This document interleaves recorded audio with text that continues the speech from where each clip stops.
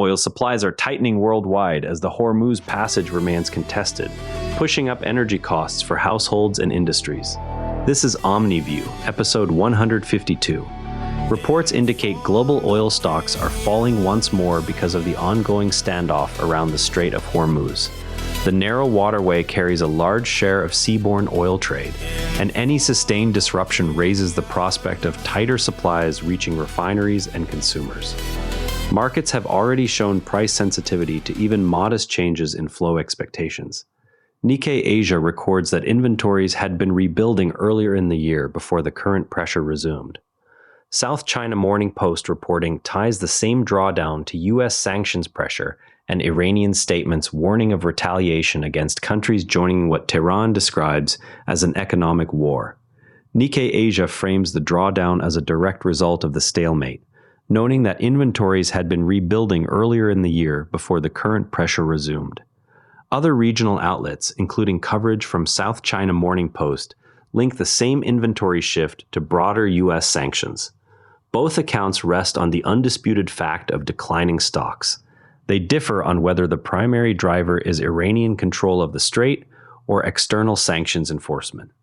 The factual record shows measurable stock declines and active sanctions measures. Interpretations split on the dominant cause and the likely duration of any supply squeeze. Remember, we covered Middle East developments yesterday. Today's inventory figures show the pressure continuing through the Hormuz route without resolution. Shifting now to developments in East Asia. Taiwan's National Security Council has taken a more active part in coordinating responses to Chinese military and economic pressure. The body now meets more frequently and includes a wider set of agencies than in previous years. Officials describe the change as an effort to produce faster, more integrated decisions. Nikkei Asia reports the council is functioning as the central architect of day-to-day China policy, drawing in military, economic, and diplomatic inputs. Taiwanese government statements emphasize improved coordination. Chinese state media, by contrast, portray the same institutional shift as evidence of external interference in cross-strait affairs. The factual record shows more frequent council sessions and broader agency participation. Interpretations split on whether this strengthens deterrence or heightens risk. Taiwanese officials present the expanded role as a practical response to increased pressure, while Chinese commentary frames the same steps as escalation driven by outside actors. Next, a shift in Southeast Asia. Cambodian officials have confirmed plans to resume the Angkor Sentinel exercises with U.S. forces next year. The drills had been suspended since 2017. Discussions also covered expanded training and possible U.S. naval visits to the Ream base. South China Morning Post coverage presents the move as a pragmatic adjustment that does not reduce Cambodia's close economic and security ties with China. U.S. statements stress renewed cooperation on regional maritime issues. Both sides accept that the exercises are restarting after a long pause. They differ on whether the step signals a broader rebalancing or simply tactical military housekeeping. Cambodian officials describe the resumption as an opportunity to update training without altering existing partnerships. U.S. announcements focus on maritime security cooperation in the region. Meanwhile, voters in Kazakhstan went to the polls on August 23rd to elect members of parliament. The vote occurs under the country's current political framework, with several parties competing for seats. International observers are monitoring the process. Al Jazeera notes the election's timing and the range of domestic parties involved. Local authorities describe the vote as an opportunity to refresh legislative representation. Independent analysts cited in regional reporting point to limited opposition presence and questions about turnout. The shared fact is that polling stations open nationwide. Views diverge on how competitive the contest actually is. Authorities highlight the participation of multiple parties, while observers note constraints on opposition activity. Turning to technology developments. At a robotics competition in Beijing, humanoid machines recorded a 100-meter time of 9.39 seconds and a standing high jump of 2.88 meters. Both marks exceed the corresponding human world records. Organizers presented the results as demonstrations of current engineering capability. The Hindu International reports the specific times and heights achieved by the machines. Chinese state-linked coverage frames the outcomes as evidence of rapid progress in domestic robotics. International observers note that the events were conducted under controlled conditions and do not yet translate directly to practical applications outside the arena. The performance numbers themselves are not disputed. The 100-meter result of 9.39 seconds surpassed Usain Bolt's 9.58-second mark from 2009, and the 2.88-meter high jump exceeded Javier Sotomayor's 2.45-meter record from 1993.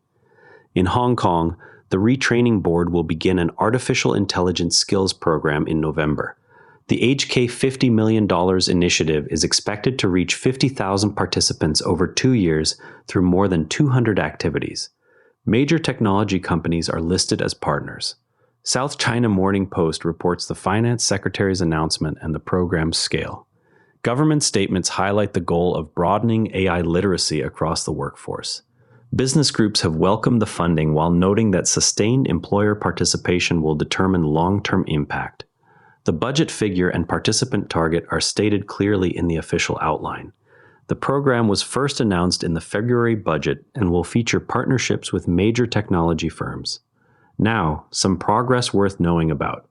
Planning applications for new onshore wind projects in England hit their highest level in a decade, with roughly 45 submissions recorded in the year to March. The increase follows the removal of an earlier de facto restriction on such developments. Local authorities are now processing the proposals under updated guidance. The Guardian analysis of government data shows the rise in applications after the policy change. Industry associations cite the clearer approval pathway as the main reason for renewed interest. Some rural councils and resident groups continue to raise concerns about landscape and noise impacts. The application count itself is drawn from official records. The policy shift ended a restriction that had been in place since 2015. Now, to really understand this story, there is something most coverage leaves out. Most coverage of choke points like Hormuz treats any disruption as an automatic price spike, yet the mechanism is more gradual. Tanker operators can reroute around Africa, but the extra distance raises insurance and fuel costs that refiners eventually pass on. When inventories are already low, even a modest slowdown in daily flows through the strait tightens the global balance within weeks rather than months. Historical episodes, including the 1980s tanker war, show that prices rose steadily as spare capacity elsewhere proved limited. Knowing this timeline helps readers judge whether a reported threat is likely to affect pump prices in the near term or remains largely rhetorical.